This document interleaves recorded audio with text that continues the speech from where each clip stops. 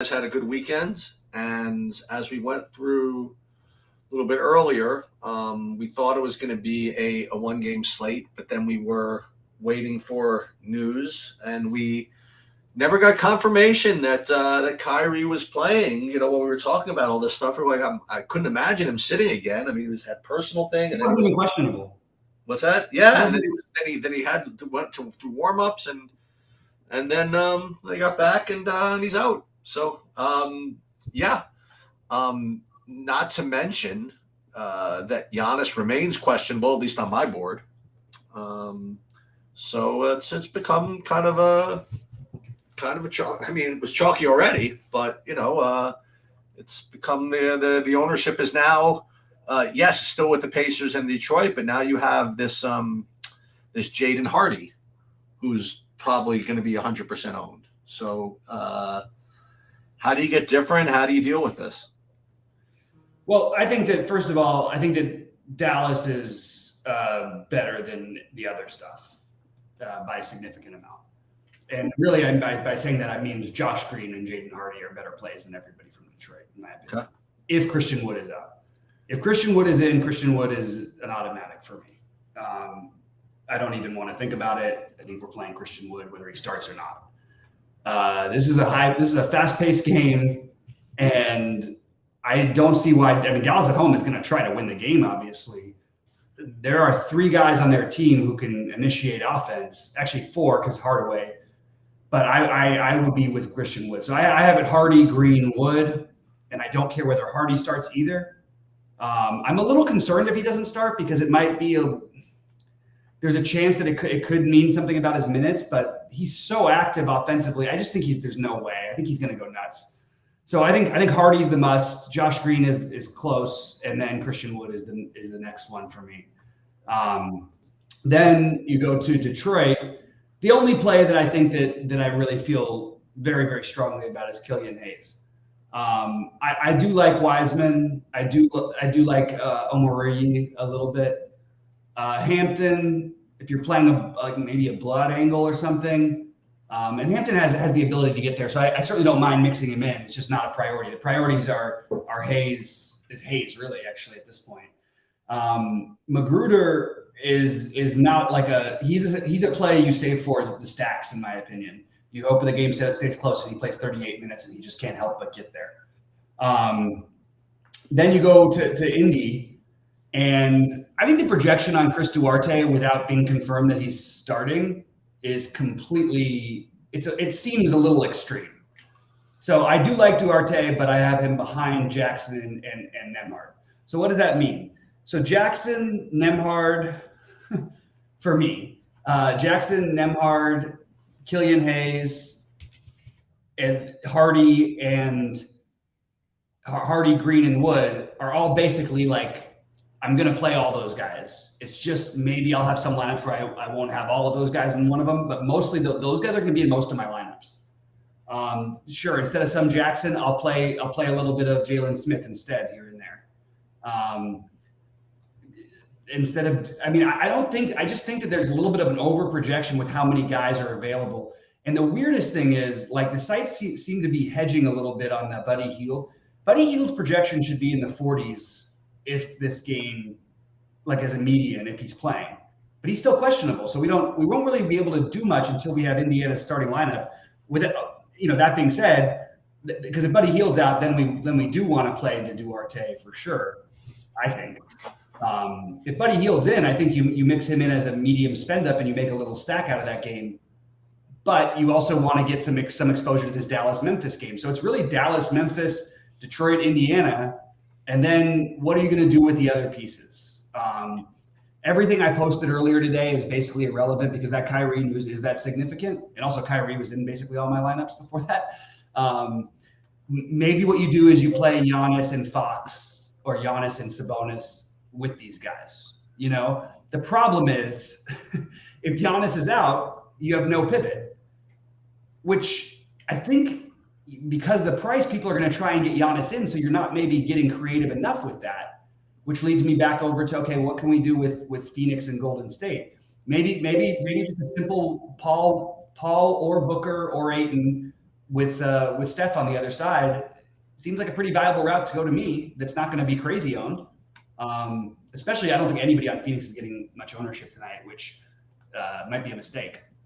So that's my favorite thing to do. My other favorite little, just like if I had to spend up other places, unfortunately, not going to be way off the board with this, but I think True is a very valuable spend up. I think Anthony Davis is a very valuable spend up. Something to keep in mind is Anthony Davis is a Georgia kid. He's from just outside of Atlanta. When these guys go home, that is actually something. I know they're trying to win games and all that, but when you're a guy like Anthony Davis, Anthony Edwards. I keep saying Anthony Davis. Anthony Edwards, who's really like more of a football player. I mean, he was the best football player in high school, in the country when he was a junior. He's got a football player's mentality, and I just feel like that makes a little bit of a difference. So those are my other ways of going. What are you looking at as we're going this slate? Because that's pretty much the simple way that I'm treating it. Well, first of all, I think everybody realized that you didn't mean Anthony Davis. You meant Anthony Edwards. Yeah, you meant I actually just went and looked at like the Lakers even play. I literally was just. I kept saying it. I corrected myself, but I did it too late. Yeah. Healed in. Okay, that's good to know. That what? Healed is in apparently, which is good to know. Healed is in. Okay, that was the thing I was going to. That's actually one of the things I was going to mention. What I was going to mention is that we don't have to stress too much about waiting on starting lineups because we're gonna get them. You know what I mean? Like, we'll get that. But some teams don't release until like 4 or 5 minutes beforehand. So you do have to stress a little bit when you're talking about having all the value. Like, whether Duarte starts or not is a pretty big piece of information. His projection will drop. Like, he'll become like Neesmith as a play or worse if he's not starting in terms of projection. Well, so we could prepare for that somewhat. So if in fact, so you're saying that if he's not starting, then you would isn't one of those where, oh cool, the ownership's lower, I'm going to play him, or oh my god, I'm just not going to play him. Which Duarte? Yeah. No, I'll play some Duarte. He's not as much of a priority as the other guys are for me. I want to see what's happening with the starting lineup. I really won't make any decisions until I see that. If Duarte is not in the starting lineup, I actually at low ownership would like him. That's what I'm saying. But I'll play him at high ownership if he's starting. Like, the problem is, like, Noor is going to get minutes. George Hill is going to get minutes. Jalen Smith is going to get minutes. O'Shea Brissett's going to get minutes. James Johnson's going to get minutes. This is not like a team that doesn't have other guys. Now, look, James Johnson, you can say whatever. Oh, he played 21 minutes in the last game against the same team. I don't see why he wouldn't play again, I don't see why Noor wouldn't play 20 minutes. I don't see why Brissett.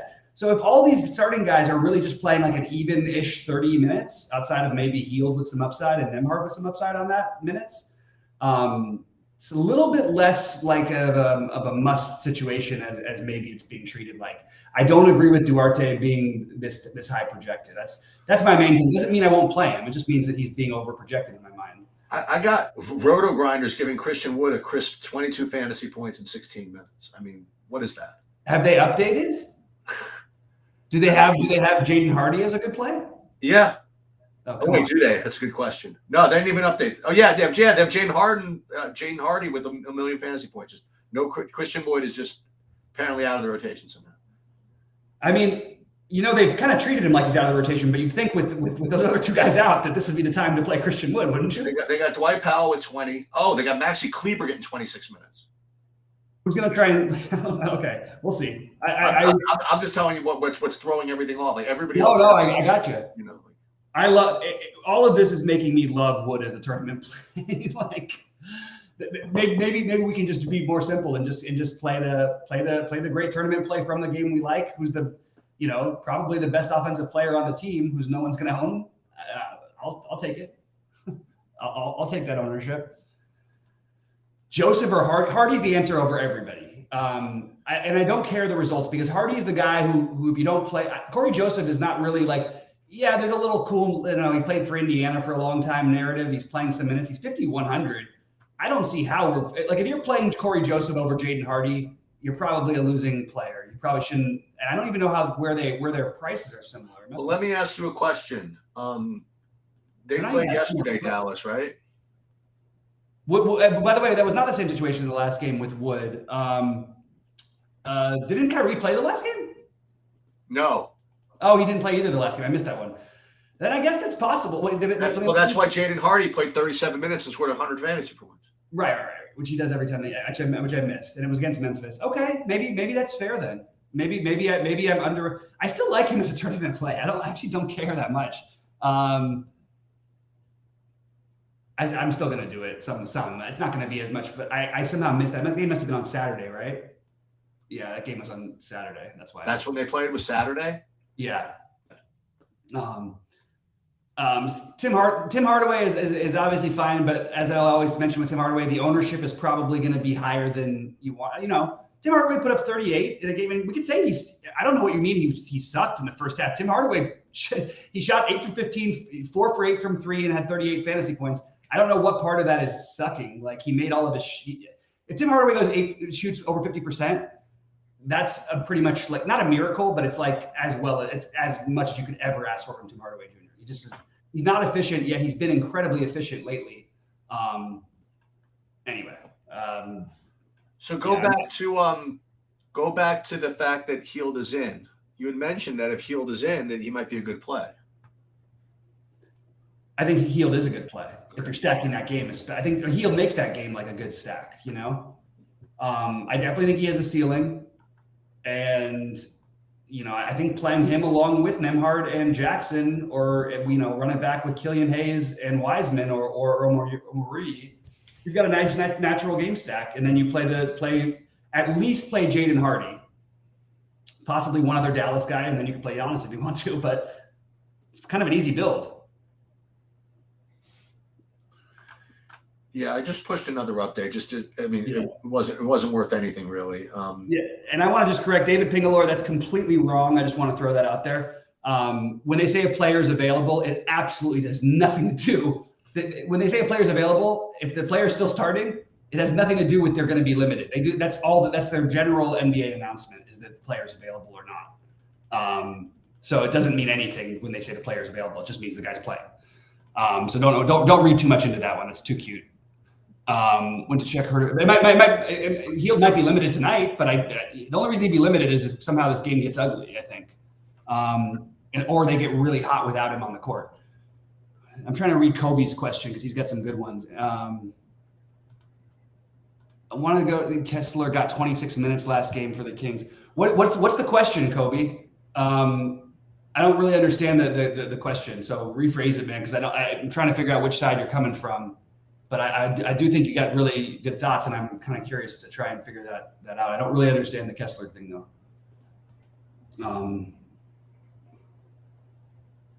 Kessler played 32 minutes he's played 32 minutes the last 3 games in a row. I don't think there's anything really to read into.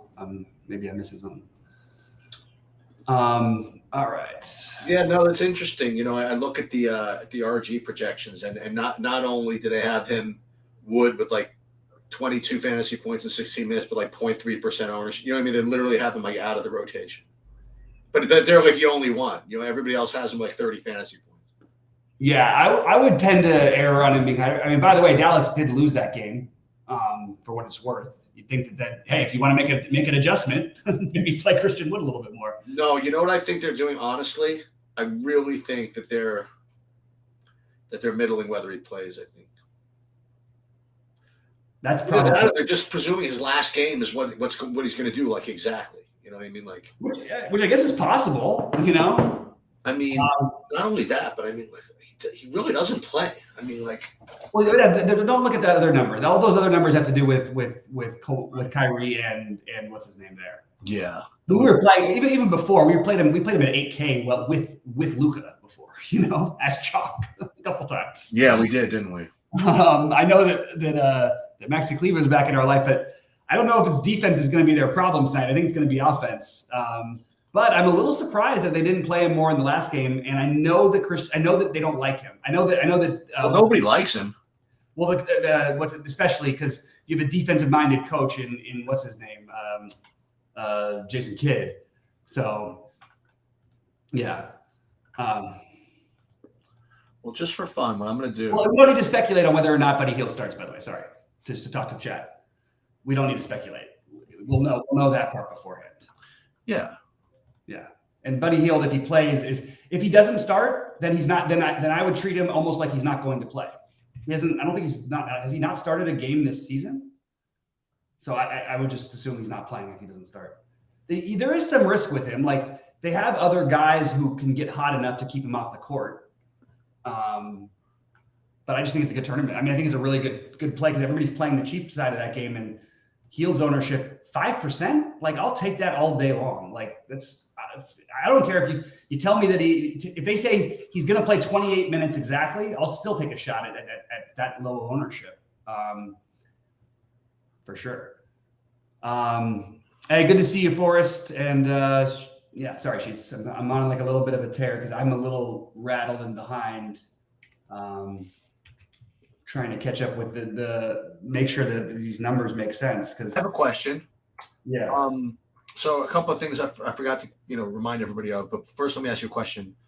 I know you still like a Dallas value more than Indiana, but what about playing like Jalen Smith and Isaiah Jackson together? I'm not doing it. Okay. I'm sorry. I did it in one lineup early on in my builds before all this news came through.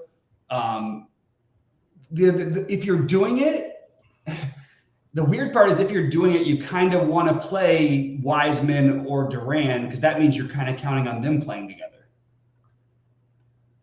Yeah, but then you can't really run out of spots. I mean, other than Wood, like who only I seem to like apparently, and Gobert maybe. You don't need the center spot that much. Well, that's the other thing I wanted to mention about the value of waiting is I still would like some confirmation that Mr. Gobert is starting or is playing, because if not, the whole slate is different as far as I'm concerned. I think you're really speculating on a situation that needs maybe less speculation. That's just my personal take. It's not even speculating. He's questionable. I'll just say my piece of it because he's questionable all the time. I don't treat questionable tags all equal. It's a desperation kind of a game for them. Now it is on the road, which he has when he's missed. He tends to miss games on the road. He hasn't missed a game in a long time. I know it's an ankle thing. They said he played through it in the last game in that overtime game. It would be a very the truth is, I guess it does make a difference, but it only makes a difference if you're playing Wiseman and Jackson. Right? Correct. Yeah. Correct. And Naz Reid still has sport eligibility. That is correct. So I think that's what I would do. Trey Jones out. Trey Jones is not on this slate. Trey Jones is not on this slate. I hope they don't mean Trey Young. Kobe, you want to correct that one for us? Clean that up a little bit. Yeah, I don't know. Trey Young is the only Trey that I know of on this slate, right? Trey Young is out. Then we got something. Oh God, then we just got a mess and we get. No, he's. Wait, what about it? What? Yeah, it's okay. It's just he was thinking Trey Jones was Tyus Jones. That's what happened. It's his brother. Is Tyus Jones out? No, Tyus Jones is in, but he was thinking when he saw he must have got an alert for tomorrow's game that Trey Jones will be. Oh, okay. Yeah, that's Trey Jones ruled out Tuesday. Yeah. To answer Forrest's question about the spend ups, I went through them, but Sheets, what are your thoughts on this? Because I like I like the idea of the late night thing easier than I can actually pull it off. I think Trey Young and Anthony Edwards are a really good duo to run back and forth. And I think that the Phoenix guys are really interesting, more so than Steph Curry is to me. But I like the idea of playing at least one of the Phoenix studs. My favorite is Chris Paul, but I have no problem with Devin Booker or DeAndre Ayton. What are you doing with your spend ups? I'm kind of inclined to do exactly what I said in the early thing. Is make different builds, stacking the spend ups against each other. Like do one set of lineups, or maybe like 5 lineups, whatever, with Sabonis and Giannis, and also maybe 1 or 2 with Fox and Giannis. Then I'll do some with Trey and Anthony Edwards, like you mentioned, and then I'll do some with the Dallas. I was going to do the Dallas, right, using Kyrie, but I'm not doing that. So I guess let me just see. And what game did I forget? Oh, and then the Phoenix Golden State, right? Either like you said, Booker, Paul, Ayton, some combination of that with Curry, and maybe even Draymond or something like that. And I'm still going to try to do something with the Boston Houston. I'm gonna play some Tatum with a couple of Houstons, and I'm gonna play Jaylen Brown with a couple of Houstons, and just hope that and I'll let the value just kind of play. I'll end up probably with all the 100% Hardy, right? And I'll probably end up with probably a decent amount of Hayes, probably a decent amount of a couple of the Pacers, and then hope that the stacks kind of work. One guy that you could also add to your tray stuff if you want to play that game is Kyle Anderson for Minnesota. And if you start with him, by the way, and then if Gobert gets ruled out, then you could just shuffle, to Naz Reid at the power forward position, and then spend up a little later or whatever. But that's probably what I'm going to do. I'm probably gonna make little rules where I do exactly what I just said. So apparently Şengün is out now. Well, he wasn't going to play the fourth quarter anyway. But what that does mean is that among other things, I think Jabari Smith becomes better. He played 33 minutes in the last game. Who? Şengün. Well, because I didn't play him. I mean, Oh, gotcha. He plays like 30. Like every other game, it seems like they let him go 30 minutes. Otherwise, that's correct. When he plays 32 minutes, I'm like, his minutes are secure. I'll play him 24. Is Sheets playing him tonight? Keep him on the bench. Tonight, I'm not. Yeah, that's right. Tonight, I'm not. So it's gonna bring. Are we gonna talk about Usman Garuba? No. Well, maybe. I mean, no. We can talk about more. More Jabari Smith, and then more Tari Eason or something like that. I think more Jalen Green or Kevin Porter more than all. I mean, all of it. But I mean, but the whoever was out. I mean, that's like rebounds and big man stuff. So I Tari Eason and even though they're not bigs per se. I'm still trying to convert my head around Jabari Smith, who was supposed to be a shooting guard, but. Okay. I guess I get it. I got you. He's a rebounder. They've made him a true power forward, and because of his length, so I get it. It's fine. It's like Kevin Durant when he was playing point at times when he was a rookie. So everybody does weird stuff as rookies. I think that's gonna make that is an interesting thing with no. Man, I wish Tari Eason was a little bit cheaper. That would be hilarious. What if they did start Boban? I actually, you know what? On this slate, I actually think I still might not do it. They've played Boban some minutes lately, not like a lot, but he played 11. Right. Yeah, I don't think Houston keeps the game close either. I don't think we need to debate this one heavily. I just need to figure out if that's going to do anything for me for Houston. And yeah, I think you're right. I think Jabari Smith, Kevin Porter Jr. For me, Kevin Porter Jr. and Jalen Green and Jabari Smith are the beneficiaries. But Garuba might end up looking like the best point per dollar play on the slate in a minute. We'll see. Just so you guys know, though, that's another one you might not know who's starting for a while. But when we say guys don't play the fourth quarter, you got to really know rotations well. Like for example, Tatum tends to play the full first, full third.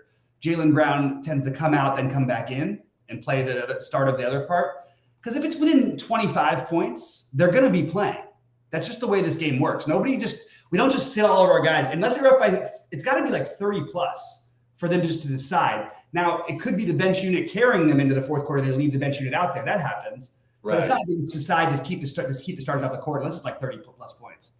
Right. I don't think anybody. I'm just not that interested in the Celtics myself. But I'm totally on board if anybody wants. Every one of them looks fine to me. I just don't have any. That's it. I like other guys better. Let's see if this Houston is. I've got to build my lineups. I've got Kyrie still in 90% of my lineup, so that's probably not a good play. RJ Hampton, still not saying anything about it. I